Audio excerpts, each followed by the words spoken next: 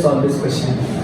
Let fx is equal to 1 upon x square and gx is given as root x. Now I have to find the value of this composite function g of x plus 4 times f of g of x plus f of x at x equal to 4, right? So at x equal to 4, we have to find the value. First we have to find the value of these individual functions, right? So f of 4, I would get f of 4 as, if I put x as 4, I would get f of 4 as 1 upon 16, right? So f of 4 would be equal to, I have to put x equal to f of 4, and f of 4 is already 1 upon 16, so it becomes 16 whole square, that is 256, right? So I get the value of this expression as 256, so it is equal to 256. Now g of 4 is, because g is root x, g of 4 is 2.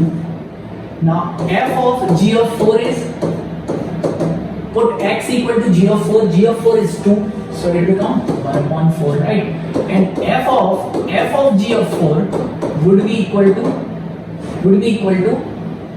I have to put the value of x as 1 upon 4, so it becomes 16. So the value of this function is coming up to be 16, right? Also this is 4 times this value, right? So this whole expression becomes 64, because 16 into 4.